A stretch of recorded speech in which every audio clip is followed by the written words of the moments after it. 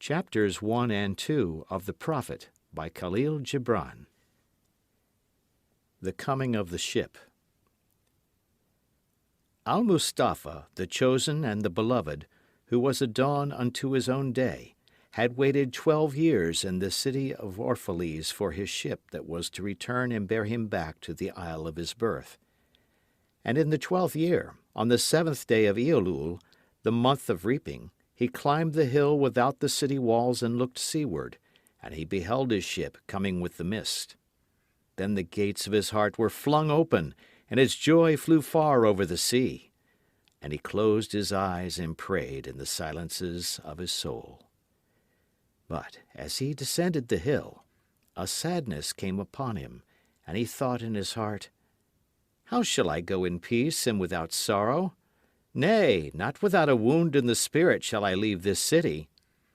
Long were the days of pain I have spent within its walls, and long were the nights of aloneness, and who can depart from his pain and his aloneness without regret? Too many fragments of the spirit have I scattered in these streets, and too many are the children of my longing that walk naked among these hills, and I cannot withdraw from them without a burden and an ache. It is not a garment I cast off this day, but a skin that I tear with my own hands.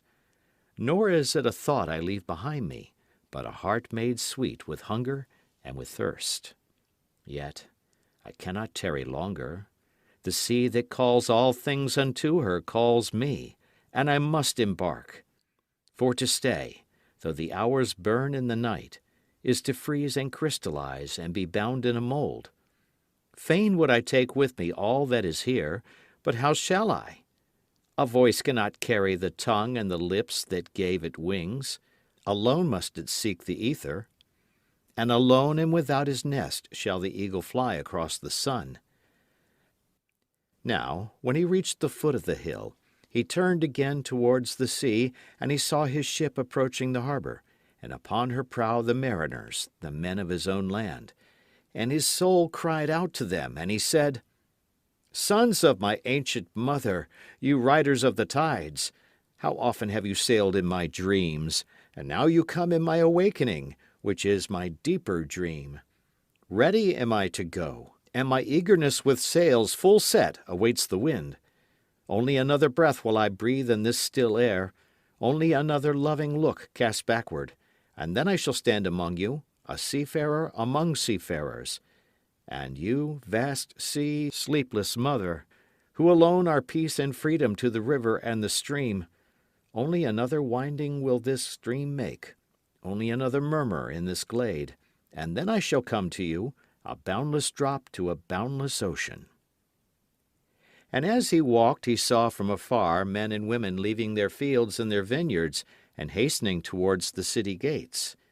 And he heard their voices calling his name, and shouting from field to field, telling one another of the coming of his ship. And he said to himself, "Shall the day of parting be the day of gathering? And shall it be said that my eve was in truth my dawn? And what shall I give unto him who has left his plough in mid-furrow, or to him who has stopped the wheel of his winepress? Shall my heart become a tree heavy laden with fruit that I may gather and give unto them? And shall my desires flow like a fountain that I may fill their cups? Am I a harp that the hand of the mighty may touch me, or a flute that his breath may pass through me? A seeker of silences am I, and what treasure have I found in silences that I may dispense with confidence? If this is my day of harvest, in what fields have I sowed the seed, and in what unremembered seasons? If this indeed be the hour in which I lift up my lantern, it is not my flame that shall burn therein. Empty and dark shall I raise my lantern, and the guardian of the night shall fill it with oil, and he shall light it also." These things he said in words, but much in his heart remained unsaid, for he himself could not speak his deeper secret. And when he entered into the city, all the people came to meet him, and they were crying out to him as with one voice. And the elders of the city stood forth and said, "Go not yet away from us. A noontide have you been in our twilight, and your youth has given us dreams to dream. No stranger are you among us, nor a guest, but our son and our dearly beloved. Suffer not yet our eyes to hunger for your face. And the priests and the priestesses said unto him, Let not the waves of the sea separate us now, and the years you have spent in our midst become a memory. You have walked among us a spirit, and your shadow has been a light upon our faces. Much have we loved you, but speechless was our love, and with veils has it been veiled. Yet now it cries aloud unto you, and would stand revealed before you. And ever has it been that love knows not its own depth until the hour of separation. And others came also and entreated him, but he answered them not. He only bent his head, and those who stood near saw his tears falling upon his breast. And he and the people proceeded towards the great square before the temple. And there came out of the sanctuary a woman whose name was Almitra, and she was a seeress. And he looked upon her with exceeding tenderness, for it was she who had first sought and believed in him when he had been but a day in their city. And she hailed him, saying, Prophet of God, in quest of the uttermost, long have you searched the distances for your ship, and now your ship has come, and you must needs go. Deep is your longing for the land of your memories, and the dwelling place of your greater desires, and our love could not bind you, nor our needs hold you. Yet this we ask ere you leave us, that you speak to us, and give us of your truth. And we will give it unto our children, and they unto their children, and it shall not perish. In your aloneness you have watched with our days, and in your wakefulness you have listened to the weeping and the laughter of our sleep. Now therefore disclose us to ourselves, and tell us all that has been shown you of that which is between birth and death. And he answered, People of Orphalese, of what can I speak save of that which is even now moving within your souls? End of chapter 1. Chapter 2. On Love. Then said Almitra, Speak to us of love. And he raised his head and looked upon the people, and there fell a stillness upon them. And with a great voice he said, When love beckons to you, follow him, though his ways are hard and steep. And when his wings enfold you, yield to him, though the sword hidden among his pinions may wound you. And when he speaks to you, believe in him, though his voice may shatter your dreams as the north wind lays waste the garden. For even as love crowns you, so shall he crucify you. Even as he is for your growth, so is he for your pruning. Even as he ascends to your height and caresses your tenderest branches that quiver in the sun, so shall he descend to your roots and shake them in their clinging to the earth. Like sheaves of corn he gathers you unto himself. He threshes you to make you naked. He sifts you to free you from your husks. He grinds you to whiteness. He kneads you until you are pliant. And then he assigns you to his sacred fire, that you may become sacred bread for God's sacred feast. All these things shall love do unto you, that you may know the secrets of your heart, and in that knowledge become a fragment of life's heart. But if in your fear you would seek only love's peace and love's pleasure, then it is better for you that you cover your nakedness and pass out of love's threshing floor, into the seasonless world where you shall laugh, but not all of your laughter, and weep, but not all of your tears. Love gives naught but itself, and takes naught but from itself. Love possesses not, nor would it be possessed, for love is sufficient unto love. And when you love, you should not say, God is in my heart, but rather, I am in the heart of God. And think not you can direct the course of love, for love, if it finds you worthy, directs your course. Love has no other desire but to fulfill itself. But if you love, and must needs have desires, let these be your desires: to melt and be like a running brook that sings its melody to the night, to know the pain of too much tenderness, to be wounded by your own understanding of love, and to bleed willingly and joyfully, to wake at dawn with a winged heart and give thanks for another day of loving, to rest at the noon hour and meditate love's ecstasy, to return home at eventide with gratitude, and then to sleep with a prayer for the beloved in your heart and a song of praise upon your lips. End of chapter. Section 2 of The Prophet by Kahlil Gibran. Chapter 3 on Marriage. Then Almitra spoke again and said, "And what of marriage, master?" And he answered, saying, "You were born together, and together you shall be forevermore. You shall be together when the white wings of death scatter your days. Aye, you shall be together even in the silent memory of God. But let there be spaces in your togetherness, and let the winds of the heavens dance between you. Love one another, but make not a bond of love. Let it rather be a moving sea between the shores of your souls. Fill each other's cup, but drink not from one cup. Give one another of your bread, but eat not from the same loaf. Sing and dance together and be joyous, but let each one of you be alone, even as the strings of a lute are alone, though they quiver with the same music. Give your hearts, but not into each other's keeping. For only the hand of life can contain your hearts, and stand together, yet not too near together. For the pillars of the temple stand apart, and the oak tree and the cypress grow not in each other's shadow. Chapter 4 on Children. And a woman who held a babe against her bosom said, "Speak to us of children." And he said, "Your children are not your children. They are the sons and daughters of life's longing for itself. They come through you, but not from you, and though they are with you, yet they belong not to you. You may give them your love, but not your thoughts, for they have their own thoughts.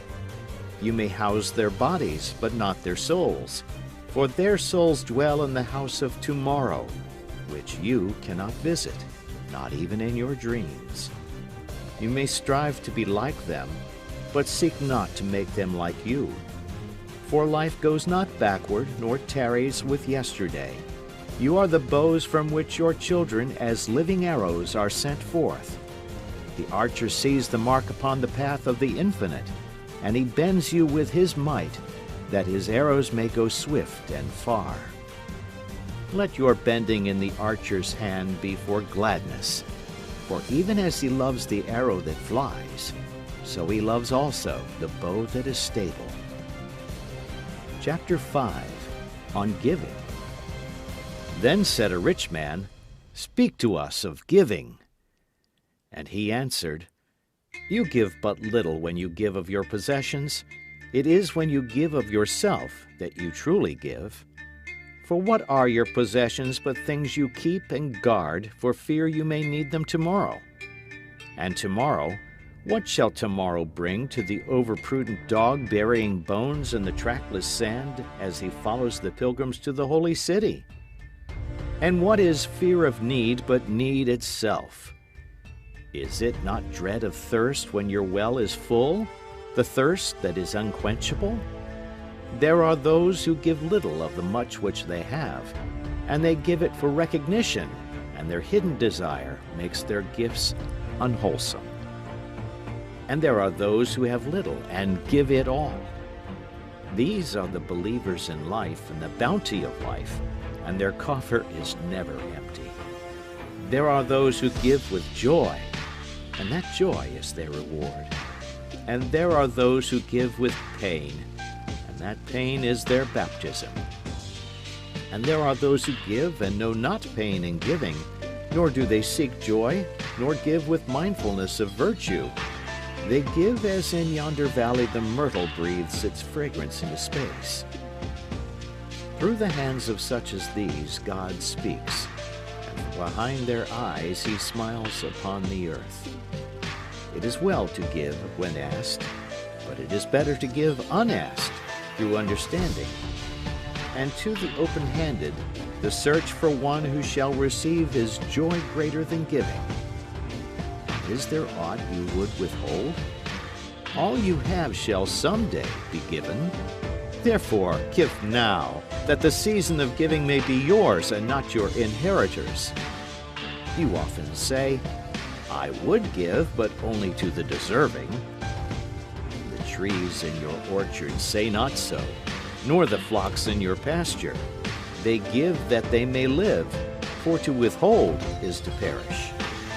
Surely he who is worthy to receive his days and his nights is worthy of all else from you. And he who has deserved to drink from the ocean of life deserves to fill his cup from your little stream. And what desert greater shall there be than that which lies in the courage and the confidence, nay, the charity, of receiving? And who are you that men should rend their bosom and unveil their pride, that you may see their worth naked and their pride unabashed? See first that you yourself deserve to be a giver and an instrument of giving. For in truth it is life that gives unto life, while you, who deem yourself a giver, are but a witness. And you receivers, and you are all receivers, assume no weight of gratitude, lest you lay a yoke upon yourself and upon him who gives. Rather rise together with the giver on his gifts as on wings. For to be over-mindful of your debt is to doubt his generosity, who has the free-hearted earth for mother and God for father. Chapter 6. On Eating and Drinking. Then an old man, a keeper of an inn, said, Speak to us of eating and drinking. And he said, Would that you could live on the fragrance of the earth, and like an air plant be sustained by the light. But since you must kill to eat, and rob the newly born of its mother's milk to quench your thirst, let it then be an act of worship. And let your board stand an altar on which the pure and the innocent of forest and plain are sacrificed for that which is pure and still more innocent in man. When you kill a beast, say to him in your heart, By the same power that slays you, I too am slain, and I too shall be consumed. For the law that delivered you into my hand shall deliver me into a mightier hand. Your blood and my blood is naught but the sap that feeds the tree of heaven.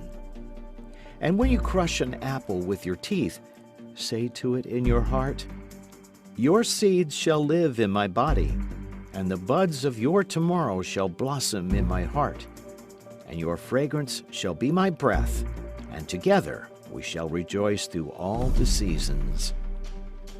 And in the autumn, when you gather the grapes of your vineyards for the winepress, say in your heart, I too am a vineyard, and my fruit shall be gathered for the winepress, and like new wine I shall be kept in eternal vessels. And in winter, when you draw the wine, let there be in your heart a song for each cup, and let there be in the song a remembrance for the autumn days, and for the vineyard, and for the winepress. And on work. Then a plowman said, Speak to us of work. And he answered, saying, You work that you may keep pace with the earth and the soul of the earth. For to be idle is to become a stranger unto the seasons, and to step out of life's procession that marches in majesty and proud submission towards the infinite. When you work, you are a flute through whose heart the whispering of the hours turns to music. Which of you would be a reed, dumb and silent, when all else sings together in unison? Always you have been told that work is a curse and labor a misfortune. I say to you that when you work, you fulfill a part of earth's furthest dream, assigned to you when that dream was born, and in keeping yourself with labor, you are in truth loving life. And to love life through labor is to be intimate with life's inmost secret.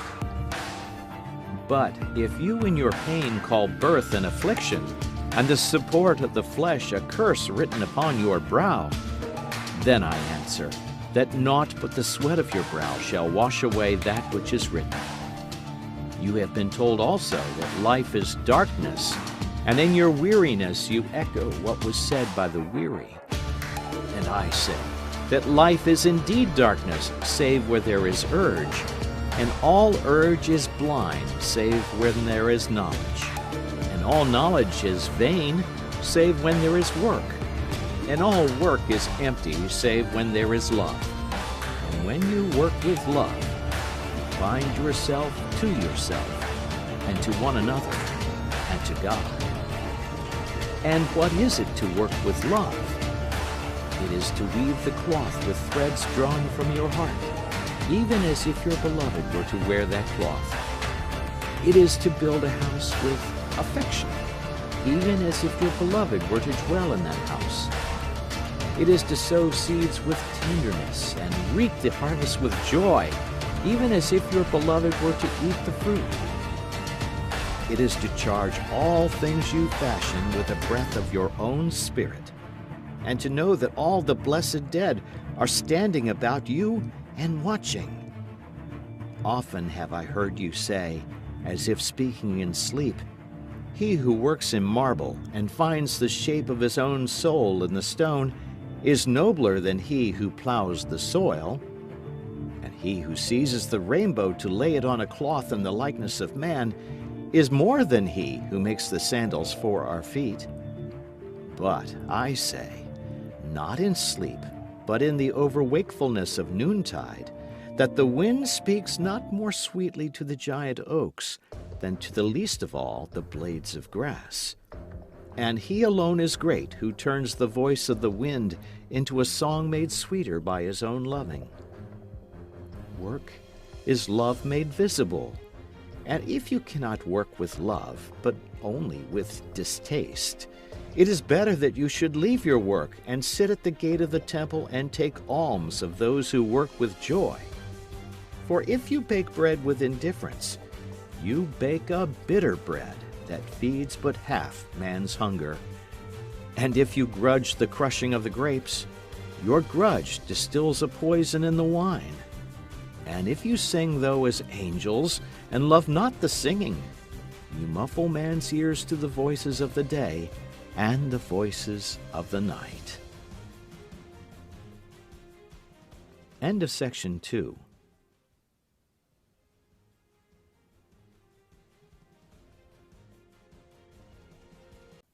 This is section 3 of The Prophet by Kahlil Gibran, containing chapters 8 through 12.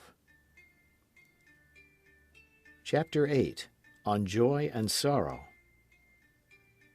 Then a woman said, "Speak to us of joy and sorrow." And he answered, "Your joy is your sorrow unmasked, and the selfsame well from which your laughter arises was oftentimes filled with your tears. And how else can it be? The deeper that sorrow carves into your being, the more joy you can contain. Is not the cup that holds your wine the very cup that was burned in the potter's oven? And is not the lute that soothes your spirit the very wood that was hollowed with knives? When you are joyous, look deep into your heart, and you shall find it is only that which has given you sorrow that is giving you joy. When you are sorrowful, look again in your heart, and you shall see that in truth you are weeping for that which has been your delight. Some of you say, joy is greater than sorrow, and others say, nay, sorrow is the greater. But I say unto you, they are inseparable.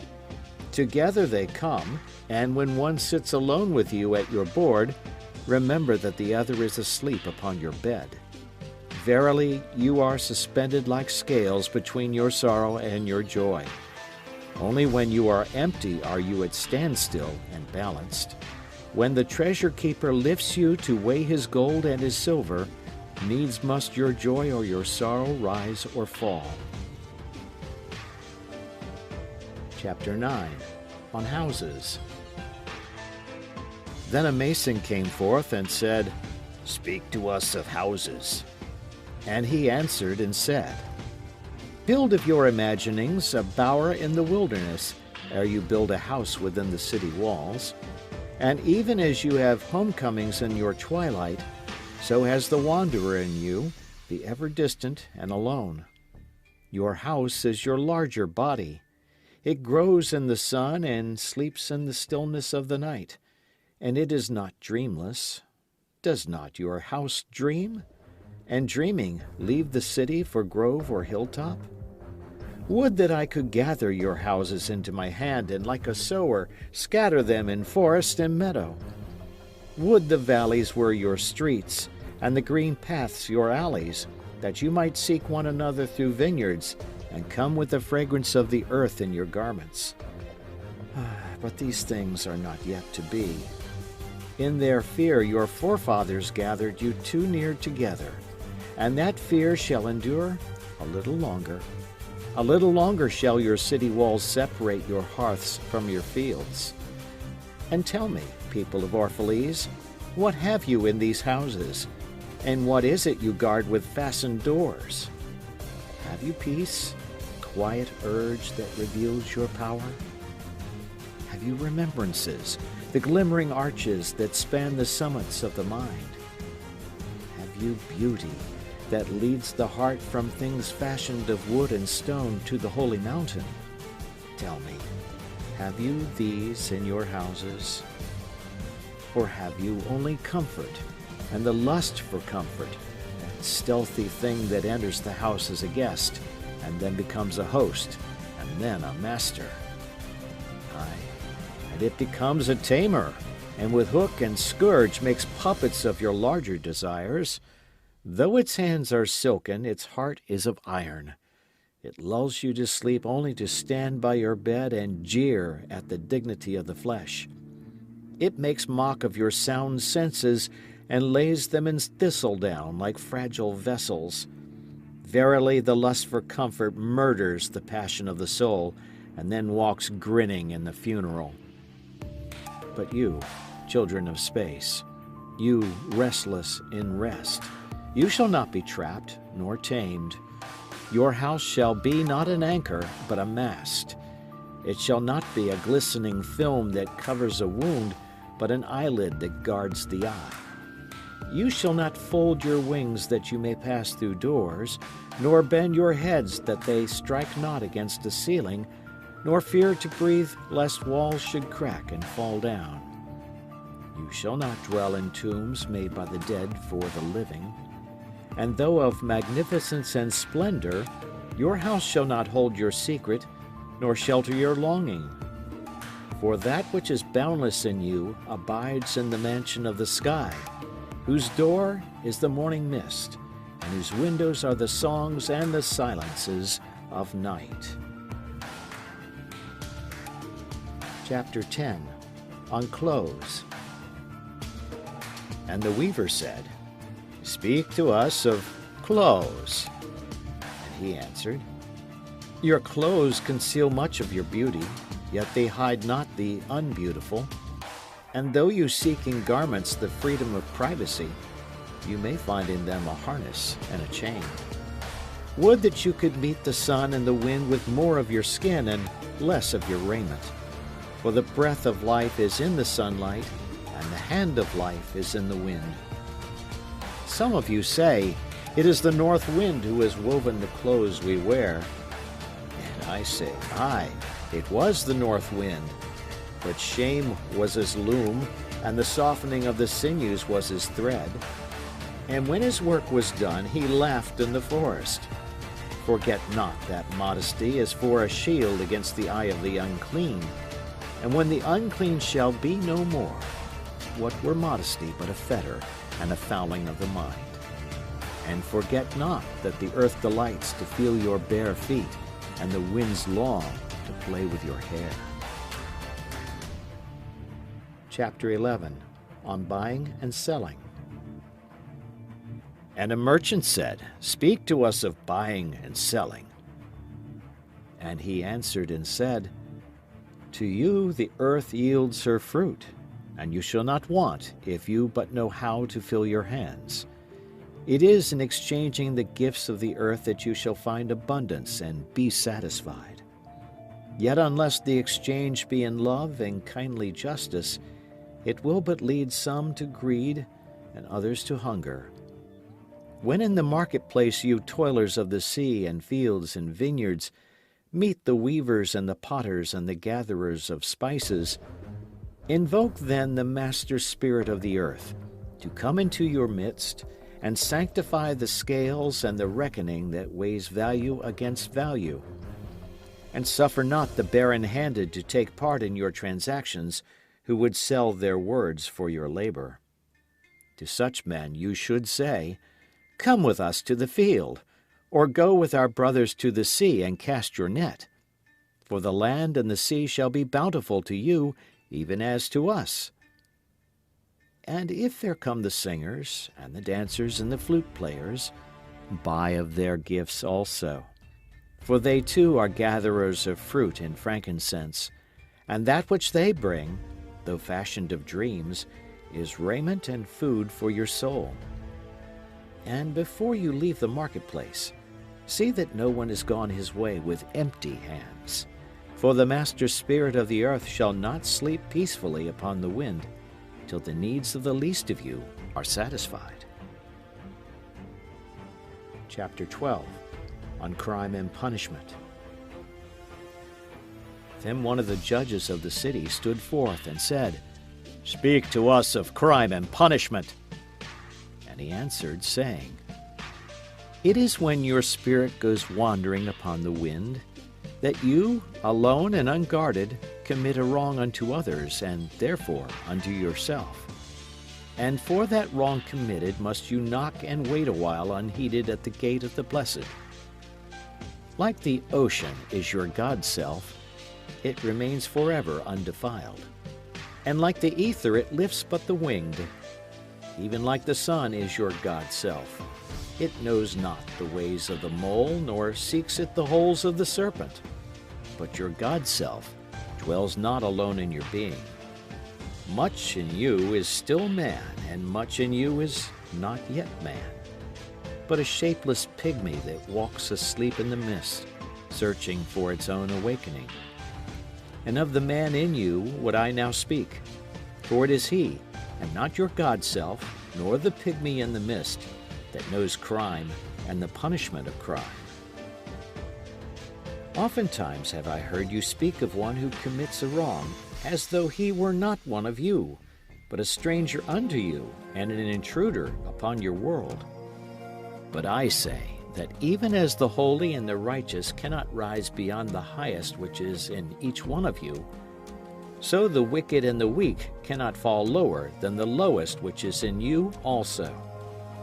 And as a single leaf turns not yellow, but with the silent knowledge of the whole tree, so the wrongdoer cannot do wrong without the hidden will of you all. Like a procession, you walk together towards your God-self. You are the way and the wayfarers. And when one of you falls down, he falls for those behind him, a caution against the stumbling stone. Aye, and he falls for those ahead of him, who though faster and surer of foot, yet remove not the stumbling stone.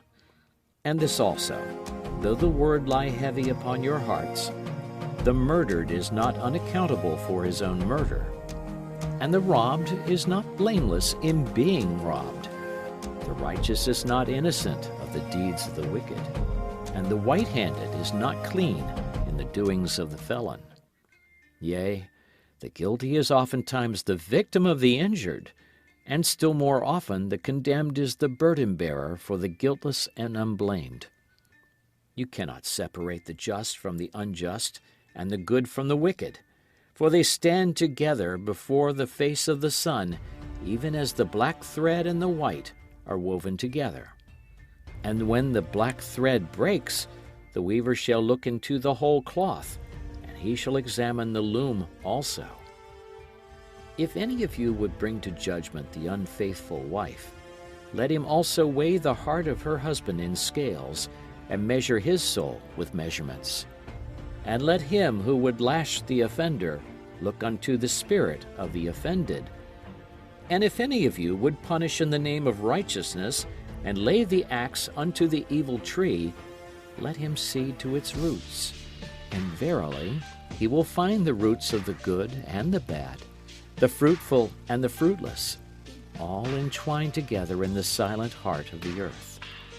And you judges, who would be just, what judgment pronounce you upon him, who though honest in the flesh, yet is a thief in spirit? What penalty lay you upon him who slays in the flesh, yet is himself slain in the spirit? And how prosecute you him who in action is a deceiver and an oppressor, yet who also is aggrieved and outraged? And how shall you punish those whose remorse is already greater than their misdeeds? Is not remorse the justice which is administered by that very law which you would fain serve? Yet you cannot lay remorse upon the innocent, nor lift it from the heart of the guilty.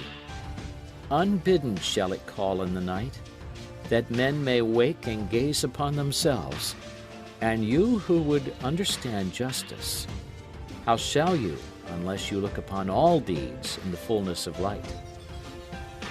Only then shall you know that the erect and the fallen are but one man standing in twilight between the night of his pygmy self and the day of his God self, and that the cornerstone of the temple is not higher than the lowest stone in its foundation.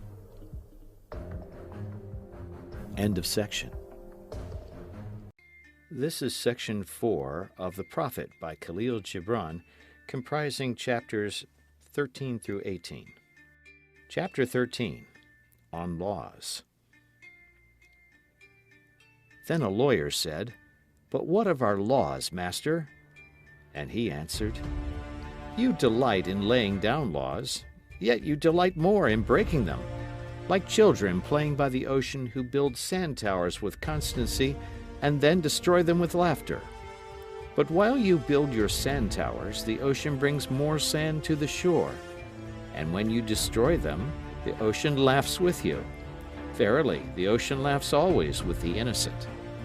But what of those to whom life is not an ocean, and man-made laws are not sand towers, but to whom life is a rock, and the law a chisel with which they would carve it in their own likeness?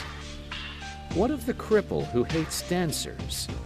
What of the ox who loves his yoke and deems the elk and deer of the forest stray and vagrant things? What of the old serpent who cannot shed his skin and calls all others naked and shameless? And of him who comes early to the wedding feast, and when overfed and tired goes his way, saying that all feasts are violation and all feasters lawbreakers? What shall I say of these? Say that they too stand in the sunlight, but with their backs to the sun. They see only their shadows, and their shadows are their laws. And what is the sun to them but a caster of shadows? And what is it to acknowledge the laws but to stoop down and trace their shadows upon the earth? But you who walk facing the sun, what images drawn on the earth can hold you? You who travel with the wind, what weather vane shall direct your course? What man's law shall bind you if you break your yoke but upon no man's prison door? What laws shall you fear if you dance but stumble against no man's iron chains? And who is he that shall bring you to judgment if you tear off your garment yet leave it in no man's path? People of Orphalese, you can muffle the drum, and you can loosen the strings of the lyre, but who shall command the skylark not to sing? Chapter 14, on freedom. And an orator said, "Speak to us of freedom." And he answered, At the city gate and by your fireside, I have seen you prostrate yourself and worship your own freedom. Even as slaves humble themselves before a tyrant and praise him though he slays them. Aye, in the grove of the temple and in the shadow of the citadel, I have seen the freest among you wear their freedom as a yoke and a handcuff. And my heart bled within me, for you can only be free when even the desire of seeking freedom becomes a harness to you, and when you cease to speak of freedom as a goal and a fulfillment. You shall be free indeed when your days are not without a care, nor your nights without a want and a grief, but rather when these things girdle your life, and yet you rise above them naked and unbound. And how shall you rise beyond your days and nights, unless you break the chains which you, at the dawn of your understanding, have fastened around your noon hour? In truth, that which you call freedom is the strongest of these chains, though its links glitter in the sun and dazzle your eyes.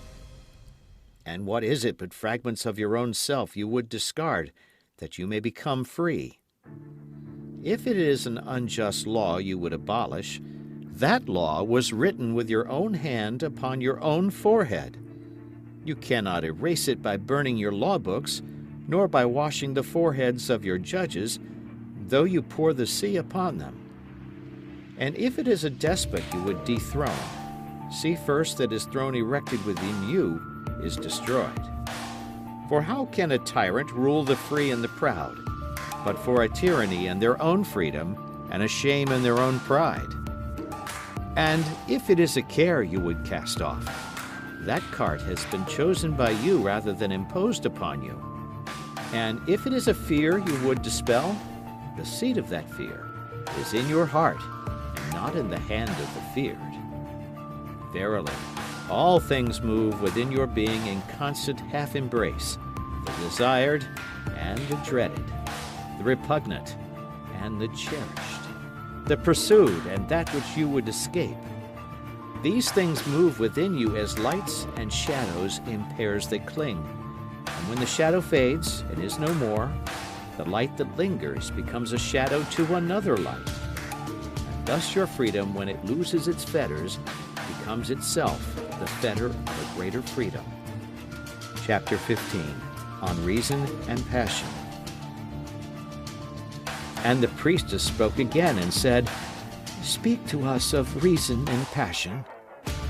And he answered, saying, Your soul is oftentimes a battlefield, upon which your reason and your judgment wage war against your passion and your appetite. Would that I could be the peacemaker in your soul, that I might turn the discord and the rivalry of your elements into oneness and melody. But how shall I, unless you yourselves be also the peacemakers, nay, the lovers of all your elements? Your reason and your passion are the rudder and the sails of your seafaring soul. If either your sails or your rudder be broken, you can but toss and drift, or else be held at a standstill in mid-seas. For reason, ruling alone, is a force confining, and passion, unattended, is a flame that burns to its own destruction.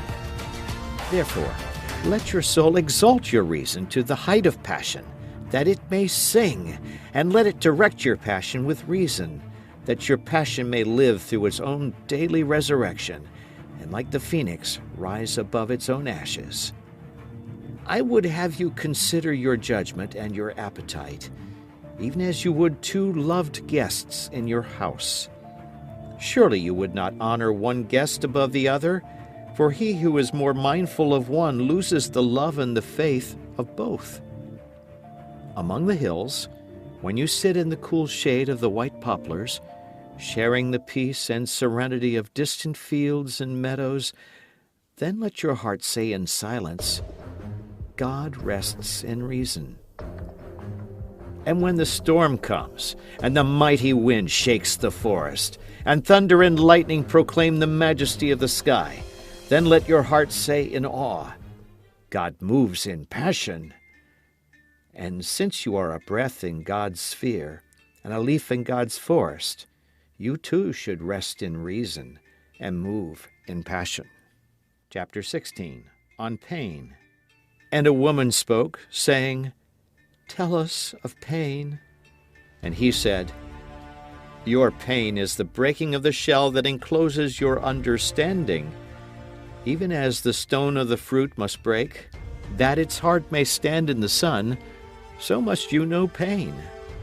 And could you keep your heart in wonder at the daily miracles of your life, your pain would not seem less wondrous than your joy, and you would accept the seasons of your heart, even as you have always accepted the seasons that pass over your fields. And you would watch with serenity through the winters of your grief.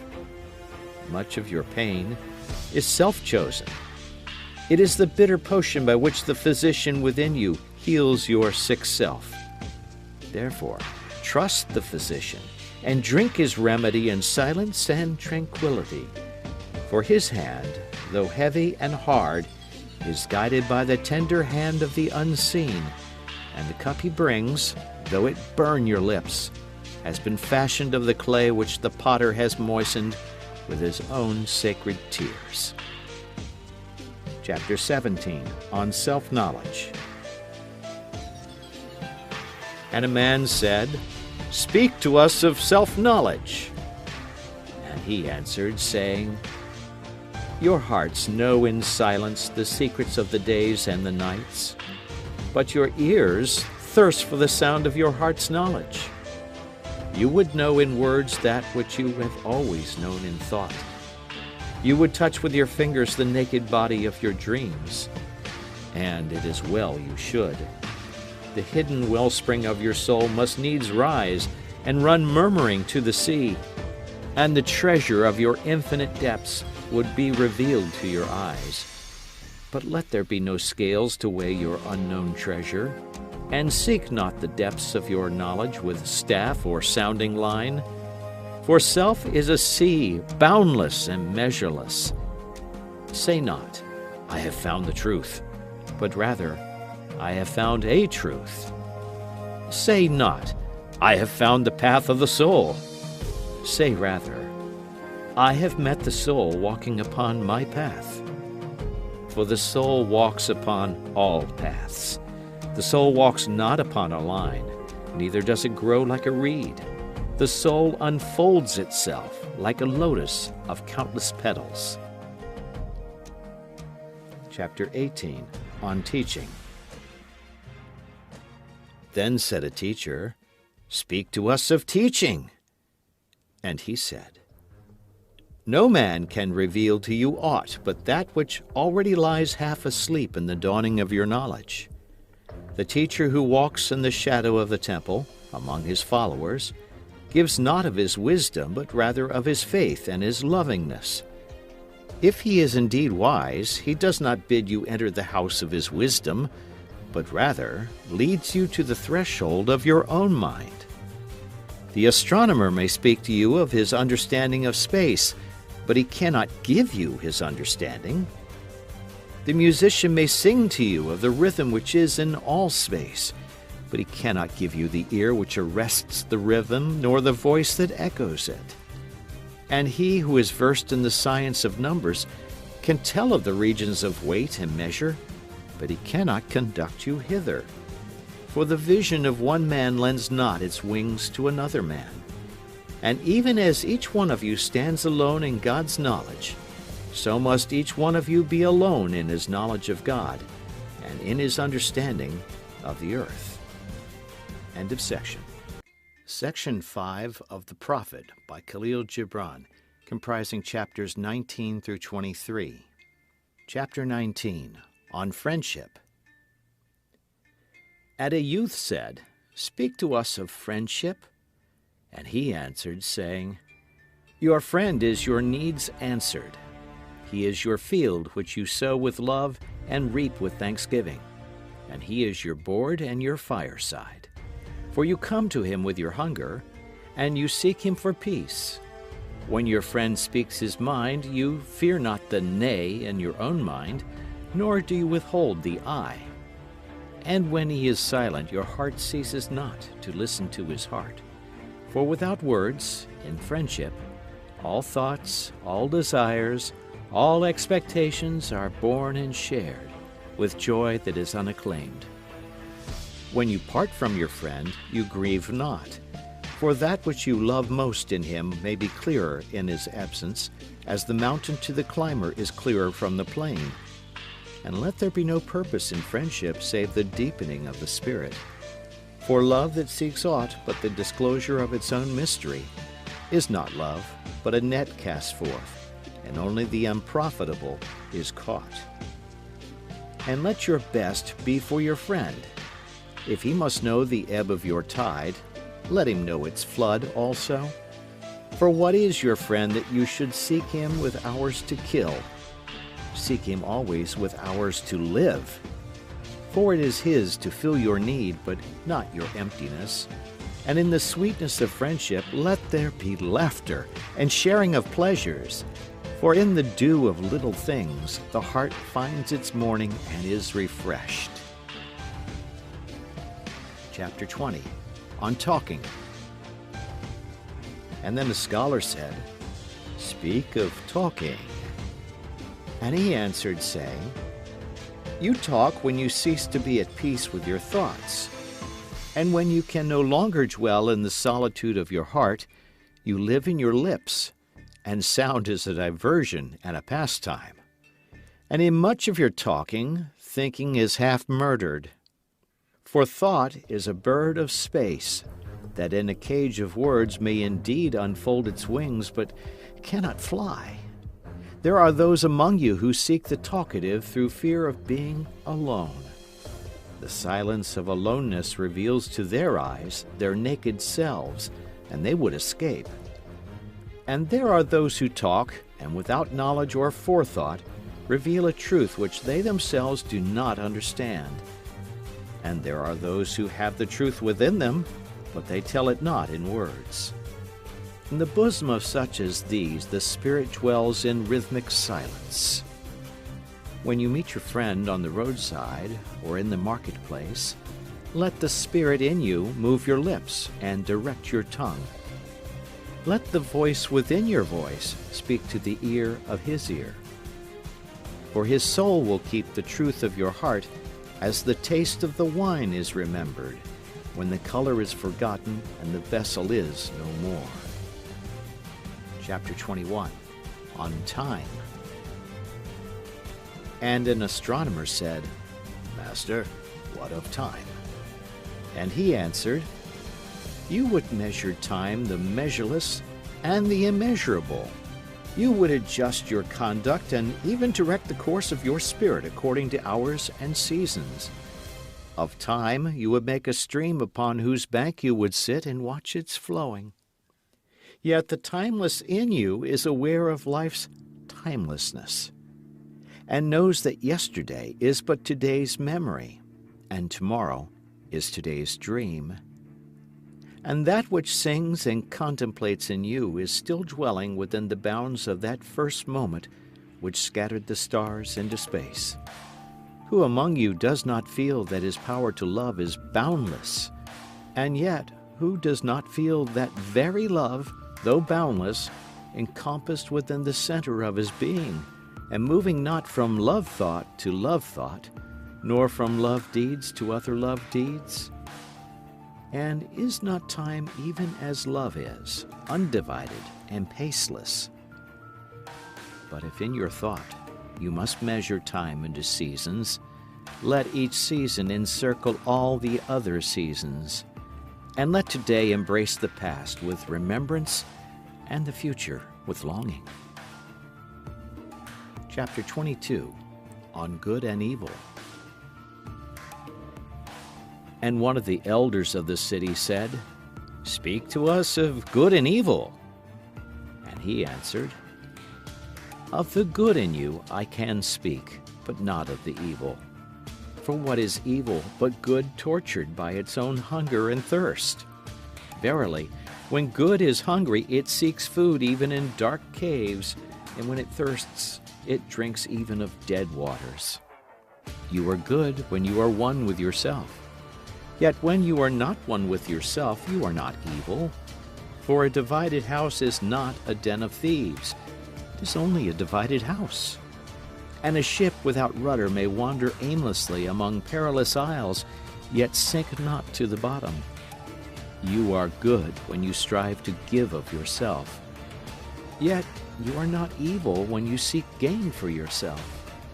For when you strive for gain, you are but a root that clings to the earth and sucks at her breast. Surely the fruit cannot say to the root, "Be like me, ripe and full and ever giving of your abundance." For to the fruit giving is a need, as receiving is a need to the root. You are good when you are fully awake in your speech, yet you are not evil when you sleep while your tongue staggers without purpose, and even stumbling speech may strengthen a weak tongue. You are good when you walk to your goal firmly and with bold steps, yet you are not evil when you go thither limping. Even those who limp go not backward. But you who are strong and swift, see that you do not limp before the lame, deeming it kindness. You are good in countless ways, and you are not evil when you are not good. You are only loitering and sluggard. Pity that the stags cannot teach swiftness to the turtles. In your longing for your giant self lies your goodness, and that longing is in all of you. But in some of you, that longing is a torrent rushing with might to the sea, carrying the secrets of the hillsides and the songs of the forest. And in others, it is a flat stream that loses itself in angles and bends and lingers before it reaches the shore. But let not him who longs much say to him who longs little, "Wherefore are you slow and halting?" For the truly good ask not the naked, "Where is your garment?" nor the houseless, "What is befallen your house?" Chapter 23. On Prayer. Then a priestess said, "Speak to us of prayer." And he answered, saying, "You pray in your distress and in your need. Would that you might pray also in the fullness of your joy and in your days of abundance. For what is prayer but the expansion of yourself into the living ether? And if it is for your comfort to pour your darkness into space, it is also for your delight to pour forth the dawning of your heart. And if you cannot but weep when your soul summons you to prayer, she should spur you again and yet again, though weeping, until you shall come laughing.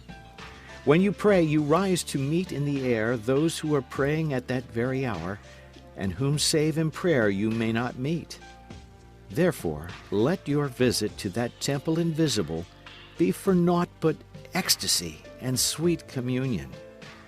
For if you should enter the temple for no other purpose than asking, you shall not receive. And if you should enter into it to humble yourself, you shall not be lifted. Or even if you should enter into it to beg for the good of others, you shall not be heard. It is enough that you enter the temple invisible.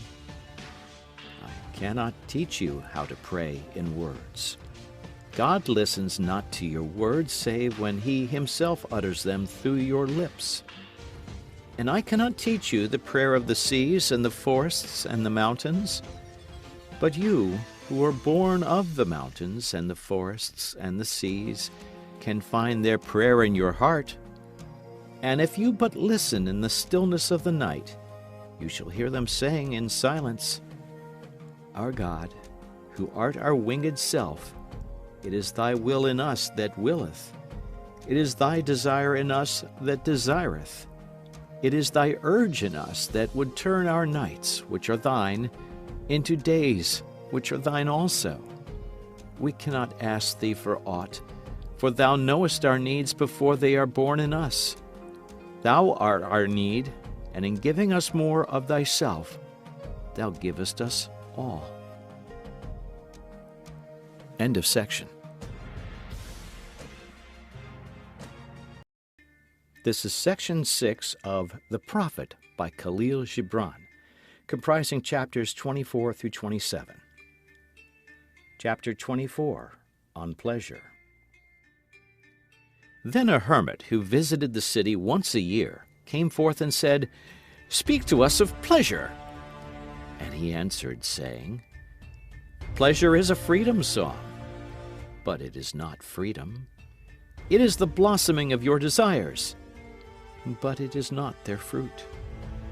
It is a depth calling unto a height, but it is not the deep nor the high. It is the caged taking wing, but it is not space encompassed. Aye, in very truth, pleasure is a freedom song, and I fain would have you sing it with fullness of heart, yet I would not have you lose your hearts in the singing. Some of your youth seek pleasure as if it were all, and they are judged and rebuked. I would not judge nor rebuke them. I would have them seek.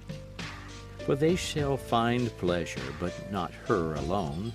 7 are her sisters, and the least of them is more beautiful than pleasure. Have you not heard of the man who was digging in the earth for roots and found a treasure? And some of your elders remember pleasures with regret like wrongs committed in drunkenness. But regret is the beclouding of the mind, and not as chastisement. They should remember their pleasures with gratitude, as they would the harvest of a summer. Yet if it comforts them to regret, let them be comforted. And there are among you those who are neither young to seek nor old to remember, and in their fear of seeking and remembering, they shun all pleasures, lest they neglect the Spirit or offend against it. For even in their foregoing is their pleasure. And thus they too find a treasure, though they dig for roots with quivering hands. But tell me, who is he that can offend the Spirit? Shall the nightingale offend the stillness of the night, or the firefly the stars? And shall your flame or your smoke burden the wind? Think you the Spirit is a still pool which you can trouble with a staff? Oftentimes, in denying yourself pleasure, you do but store the desire in the recesses of your being. Who knows but that which seems omitted today waits for tomorrow? Even your body knows its heritage and its rightful need, and will not be deceived. And your body is the harp of your soul, and it is yours to bring forth sweet music from it, or confused sounds.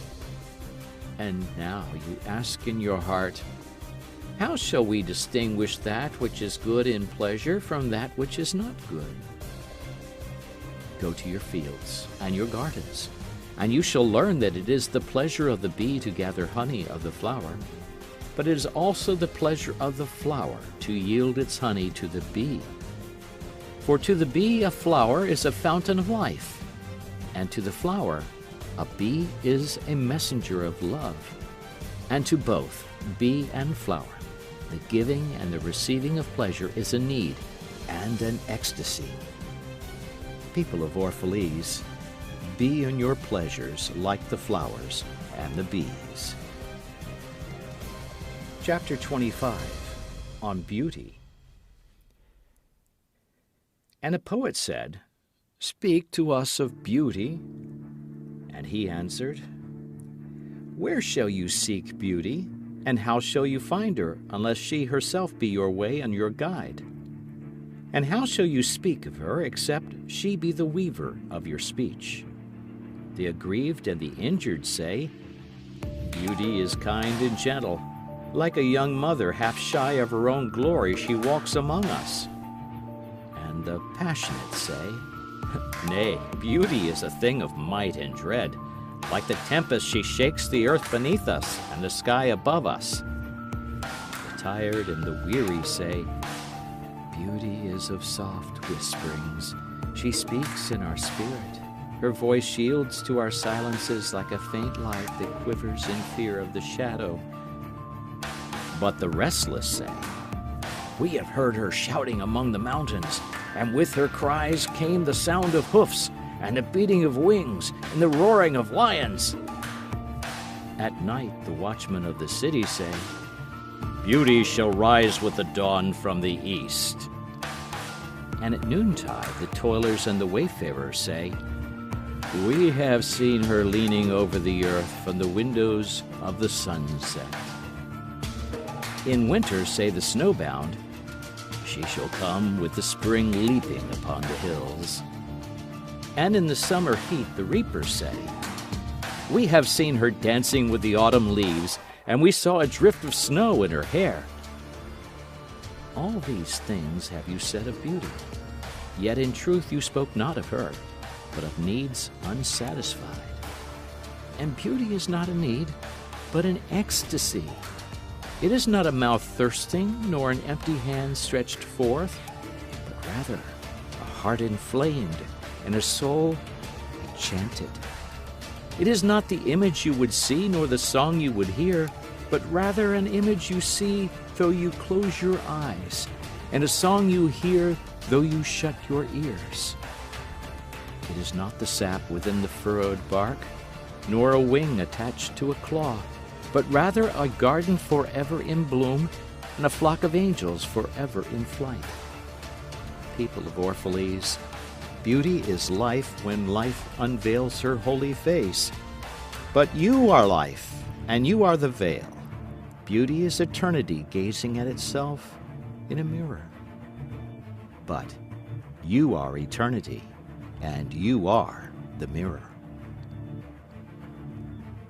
Chapter 26, on religion. And an old priest said, Speak to us of religion. And he said, Have I spoken this day of aught else? Is not religion all deeds and all reflection? And that which is neither deed nor reflection, but a wonder and a surprise ever springing in the soul, even while the hands hew the stone or tend the loom? Who can separate his faith from his actions, or his belief from his occupations? Who can spread his hours before him, saying, This for God, and this for myself, this for my soul, and this other for my body? All your hours are wings that beat through space from self to self. He who wears his morality but as his best garment were better naked. The wind and the sun will tear no holes in his skin. And he who defines his conduct by ethics imprisons his songbird in a cage. The freest song comes not through bars and wires, and he to whom worshiping is a window, to open but also to shut, has not yet visited the house of his soul, whose windows are from dawn to dawn. Your daily life is your temple and your religion. Whenever you enter into it, take with you your all. Take the plow, and the forge, and the mallet, and the lute, the things you have fashioned in necessity or for delight. For in reverie you cannot rise above your achievements, nor fall lower than your failures. And take with you all men, for in adoration you cannot fly higher than their hopes, nor humble yourself lower than their despair. And if you would know God, be not therefore a solver of riddles. Rather look about you, and you will see him playing with your children. And look into space. You shall see him walking in the cloud, outstretching his arms in the lightning and descending in rain. You shall see him smiling in flowers, then rising and waving his hands in trees. Chapter 27, on death. And then Almitra spoke, saying, We would ask now of death. And he said, You would know the secret of death. But how shall you find it, unless you seek it in the heart of life? The owl whose night-bound eyes are blind unto the day cannot unveil the mystery of light. If you would indeed behold the spirit of death, open your heart wide unto the body of life. For life and death are one. even as the river and the sea are one. In the depth of your hopes and desires lies your silent knowledge of the beyond. And like seeds dreaming beneath the snow, your heart dreams of spring. Trust the dreams, for in them is hidden the gate to eternity. Your fear of death is but the trembling of the shepherd when he stands before the king, whose hand is to be laid upon him in honor. Is the shepherd not joyful beneath his trembling, that he shall wear the mark of the king? Yet is he not more mindful of his trembling? For what is it to die, but to stand naked in the wind and to melt into the sun? And what is it to cease breathing, but to free the breath from its restless tides, that it may rise and expand and seek God unencumbered? Only when you drink from the river of silence shall you indeed sing. And when you have reached the mountaintop, then you shall begin to climb. And when the earth shall claim your limbs, then shall you truly dance. And now it was evening, and Almitra the seeress said, Blessed be this day, and this place, and your spirit that is spoken. And he answered, Was it I who spoke? Was I not also a listener? End of section.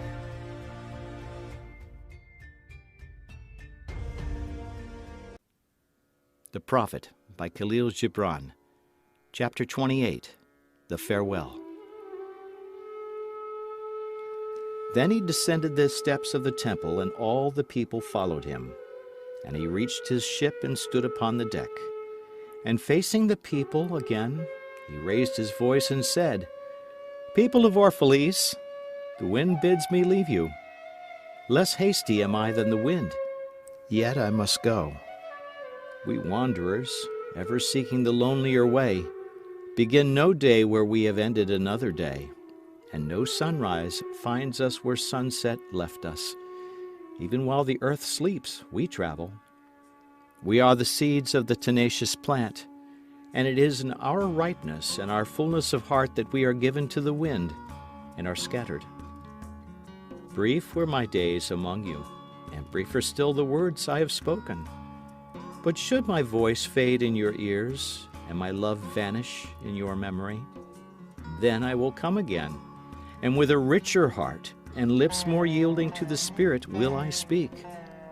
Yea, I shall return with the tide, and though death may hide me, and the greater silence enfold me, yet again will I seek your understanding. And not in vain will I seek. If aught I have said is truth, that truth shall reveal itself in a clearer voice, and in words more kin to your thoughts. I go with the wind, people of Orphalese, but not down into emptiness. And if this day is not a fulfillment of your needs and my love, then let it be a promise till another day. Man's needs change, but not his love, nor his desire that his love should satisfy his needs. Know, therefore, that from the greater silence I shall return. The mist that drifts away at dawn, leaving but dew in the fields, shall rise and gather into a cloud and then fall down in rain. And not unlike the mist have I been. In the stillness of the night I have walked in your streets, and my spirit has entered your houses, and your heartbeats were in my heart, and your breath was upon my face, and I knew you all. I knew your joy and your pain, and in your sleep your dreams were my dreams. And oftentimes I was among you, a lake among the mountains. I mirrored the summits in you and the bending slopes, and even the passing flocks of your thoughts and your desires. And to my silence came the laughter of your children in streams, and the longing of your youths in rivers.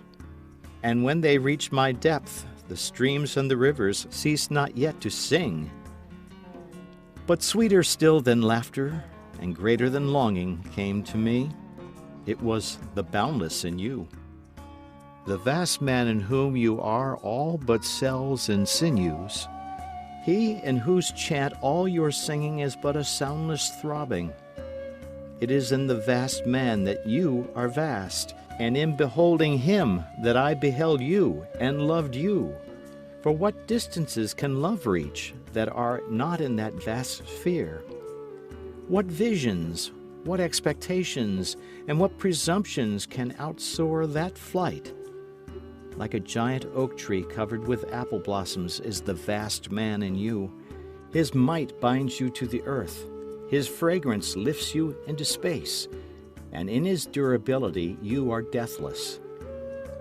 You have been told that, even like a chain, you are as weak as your weakest link. This is but half the truth. You are also as strong as your strongest link. To measure you by your smallest deed is to reckon the power of ocean by the frailty of its foam. To judge you by your failures is to cast blame upon the seasons for their inconstancy. Aye, you are like an ocean, and though heavy-grounded ships await the tide upon your shores, yet, even like an ocean, you cannot hasten your tides. And like the seasons you are also.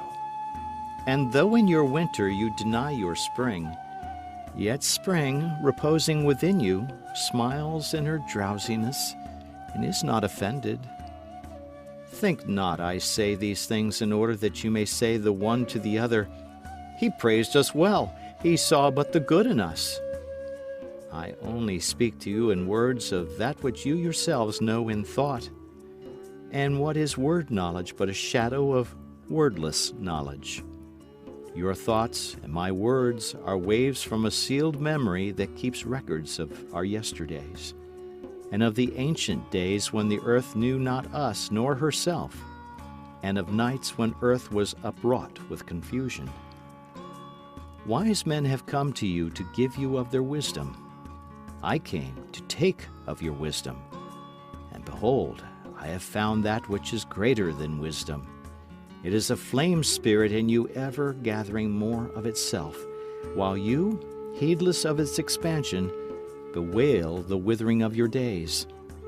It is life in quest of life in bodies that fear the grave. There are no graves here.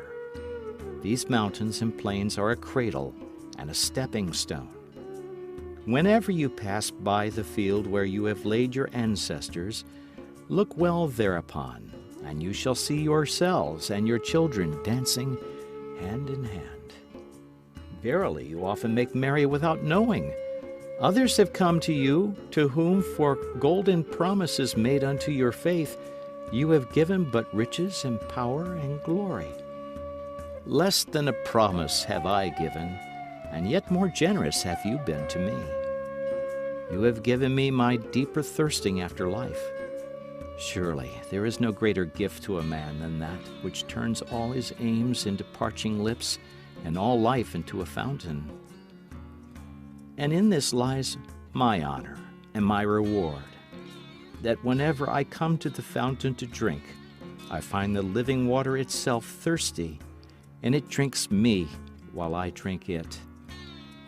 Some of you have deemed me proud and overshy to receive gifts. Too proud indeed am I to receive wages, but not gifts. And though I have eaten berries among the hills when you would have had me sit at your board, and slept in the portico of the temple when you would gladly have sheltered me, yet was it not your loving mindfulness of my days and my nights that made food sweet to my mouth and girdled my sleep with visions? For this I bless you most. You give much, and know not that you give at all. Verily the kindness that gazes upon itself in a mirror turns to stone, and a good deed that calls itself by tender names becomes the parent to a curse. And some of you have called me aloof, and drunk with my own aloneness. And you have said, "He holds counsel with the trees of the forest, but not with men. He sits alone on hilltops and looks down upon our city." True it is that I have climbed the hills and walked in remote places. How could I have seen you, save from a great height or a great distance? How can one be indeed near unless he be far? And others among you called unto me, not in words, and they said, Stranger, stranger, lover of unreachable heights, why dwell you among the summits where eagles build their nests? Why seek you the unattainable? What storms would you trap in your net, and what vaporous birds do you hunt in the sky? Come and be one of us. Descend and appease your hunger with our bread, and quench your thirst with our wine.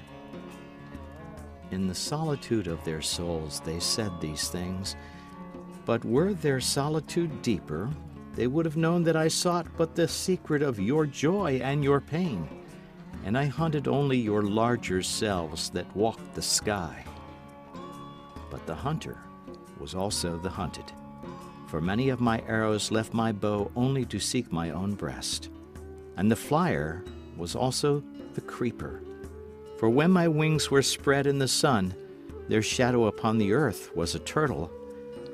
And I, the believer, was also the doubter, for often have I put my finger in my own wound, that I might have the greater belief in you and the greater knowledge of you. And it is with this belief and this knowledge that I say, you are not enclosed within your bodies, nor confined to houses or fields. That which is you dwells above the mountain and roves with the wind.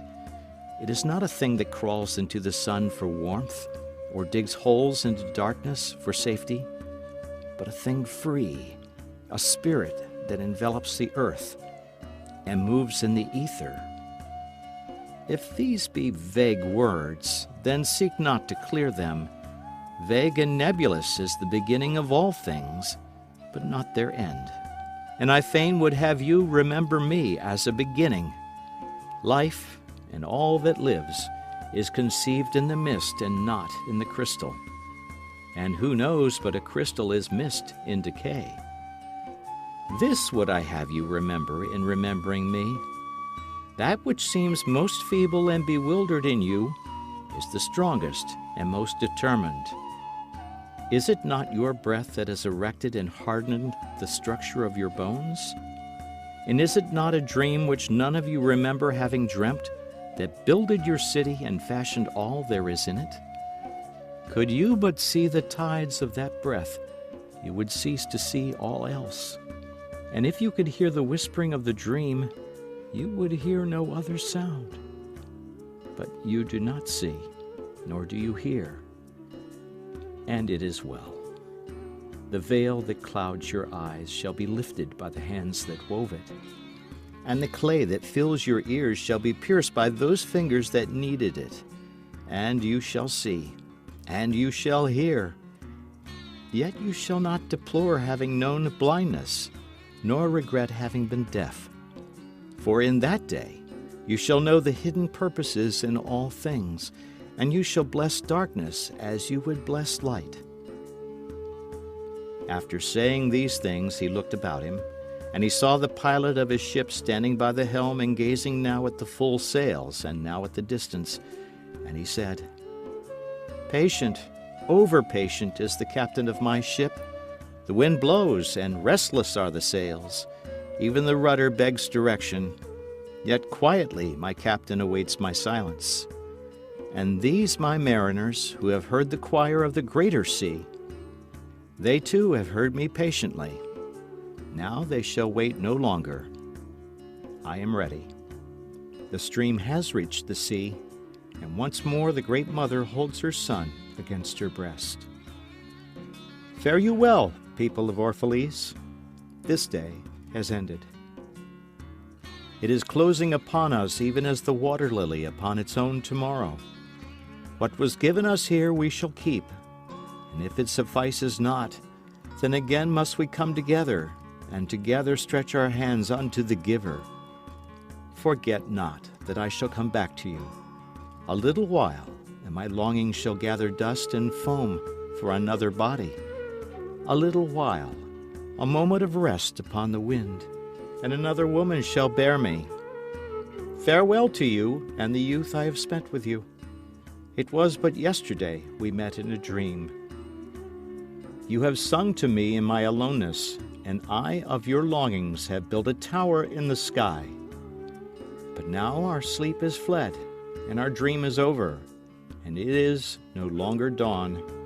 The noontide is upon us, and our half-waking has turned to fuller day, and we must part.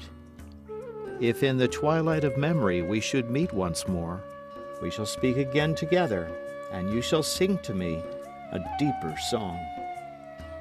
And if our hands should meet in another dream, we shall build another tower in the sky. So saying, he made a signal to the seamen, and straightway they weighed anchor and cast the ship loose from its moorings, and they moved eastward. And a cry came from the people as from a single heart, and it rose into the dusk and was carried out over the sea like a great trumpeting. Only Almitra was silent, gazing after the ship until it had vanished into the mist. And when all the people were dispersed, she still stood alone upon the seawall, remembering in her heart his saying, "A little while, a moment of rest upon the wind, and another woman shall bear me." This is the end of The Prophet by Kahlil Gibran.